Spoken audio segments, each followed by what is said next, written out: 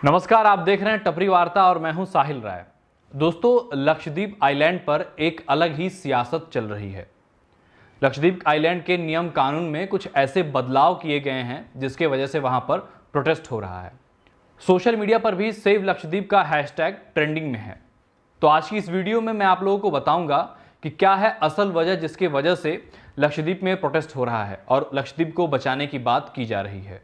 दोस्तों, लक्षद्वीप अरब सागर में स्थित 35 छोटे छोटे द्वीपों का समूह है। लक्षद्वीप की राजधानी कवरत्ती है। इसका एरिया 32.62 स्क्वायर किलोमीटर है और यहाँ की जनसंख्या 2011 की जनगणना के हिसाब से 64,473 है। लक्षद्वीप में कोई विधानसभा नहीं है और यहाँ पे कोई चीफ मिनिस्टर भी नहीं होता है। लक्षद्वीप का जो पूरा पॉलिटिकल फ्रेमवर्क है दोस्तों, वह 3 स्तर पर काम करता है। सबसे पहला यहाँ पर लोकसभा चुनाव में सांसद चुने जाते हैं। मौजूदा समय में लक्षद्वीप के जो सांसद हैं वह मोहम्मद फैजल हैं, जो कि एनसीपी यानी कि नेशनलिस्ट कांग्रेस पार्टी से हैं। दूसरा, लक्षद्वीप में लोकल सेल्फ गवर्नमेंट यानी पंचायत चुनाव होते हैं। तीसरा, लक्षद्वीप के लिए इंडिया के प्रेसिडेंट जो हैं वह एक एडमिनिस्ट्रेटर की नियुक्ति करते हैं। अब यह जो पूरा प्रोटेस्ट हो रहा है दोस्तों, यह एडमिनिस्ट्रेटर के वजह से ही हो रहा है। दरअसल दिसंबर 2020 में लक्षद्वीप के एडमिनिस्ट्रेटर दिनेश्वर शर्मा का देहांत हो गया। उसके बाद प्रफुल्ल खोड़ा पटेल को लक्षद्वीप का एडमिनिस्ट्रेटर नियुक्त किया गया। तो आइए हम लोग जान लेते हैं कि प्रफुल्ल जी का बैकग्राउंड यानी कि उनकी पृष्ठभूमि क्या है। प्रफुल्ल खोड़ा 2007 में गुजरात के एमएलए बने। 2010 में जब अमित शाह को सीबीआई ने अरेस्ट कर लिया था तो नरेंद्र मोदी ने प्रफुल्ल खोड़ा को गुजरात का गृह मंत्री बना दिया। इसके बाद 2014 में जब नरेंद्र मोदी प्रधानमंत्री बने तो उन्होंने दमन एंड दीव का प्रफुल्ल खोड़ा को एडमिनिस्ट्रेटर नियुक्त कर दिया और 2016 में उनको दादरा एंड नागर हवेली का भी एडमिनिस्ट्रेटर बना दिया गया। आपको एक और जानकारी दे दें कि दिसंबर 2019 में पार्लियामेंट ने एक बिल पास किया था जिसमें यह बात कही गई थी कि दादरा और नगर हवेली को और दमन एंड दीव को मर्ज कर दिया जाएगा। तो लोगों को लगा कि शायद क्या पता राज्य का भी दर्जा मिल जाए, पर ऐसा नहीं हुआ। दमन एंड दीव और दादरा नागर हवेली को मर्ज तो कर दिया गया और एक सिंगल यूनियन टेरिटरी भी बना दी गई, पर दोबारा से वहां का जो एडमिनिस्ट्रेटर था वो कौन नियुक्त हुआ? प्रफुल्ल खोड़ा।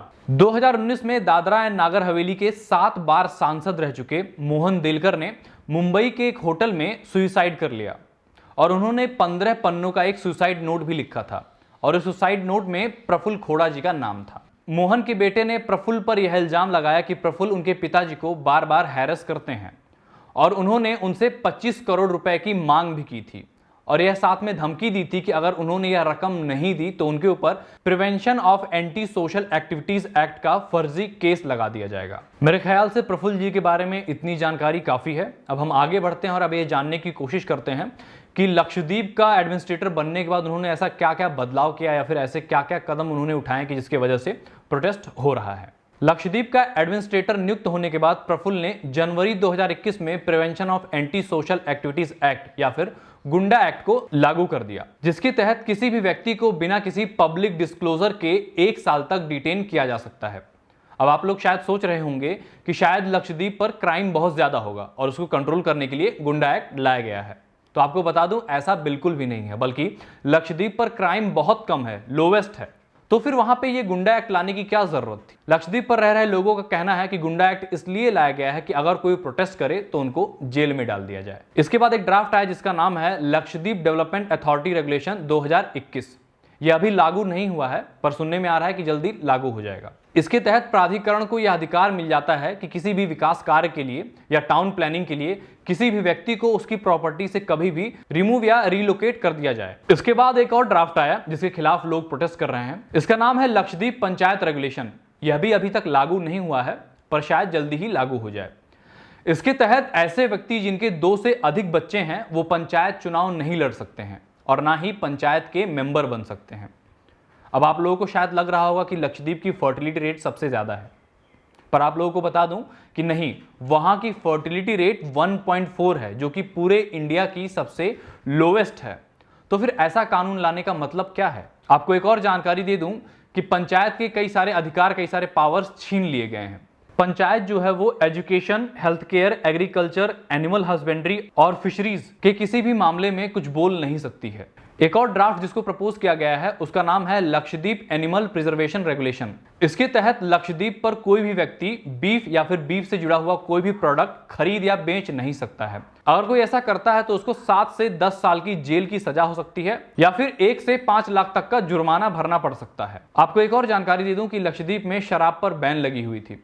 बस केवल एक ऐसा आइलैंड था जिसमें एक रिजॉर्ट में एक छोटा सा ठेका था। पर जब प्रफुल्ल जी वहां के एडमिनिस्ट्रेटर नियुक्त हुए तो उन्होंने शराब पर लगी हुई बैन को हटा दिया।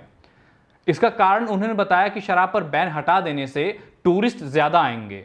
इसके अलावा प्रफुल्ल जी ने एक जो फैसला लिया वो बहुत ही गलत साबित हुआ। वह यह है कि कोविड के फर्स्ट वेव में लक्षद्वीप पर कोविड के एक भी केसेस नहीं थे, क्योंकि वहां पर एंट्री के लिए अगर कोई आता था तो उसकी टेस्ट होती थी और 14 दिनों के लिए उसको क्वारंटीन होना पड़ता था। पर प्रफुल्ल जी की जब नियुक्ति हुई तो उन्होंने यह नियम हटा दिया। उन्होंने बस एक ही नियम रखा कि अगर किसी के पास निगेटिव RT-PCR की रिपोर्ट है तो उसको एंट्री मिल सकती है, जिसके परिणाम स्वरूप लक्षद्वीप पर आज 6487 कोविड केसेस हैं और अभी तक 24 लोगों की मौत हो चुकी है। अगर वही पुराना नियम होता तो शायद 24 लोगों की जान बच गई होती और 6500 लोग संक्रमित भी नहीं होते। तो ये था दोस्तों लक्षद्वीप का पूरा मामला।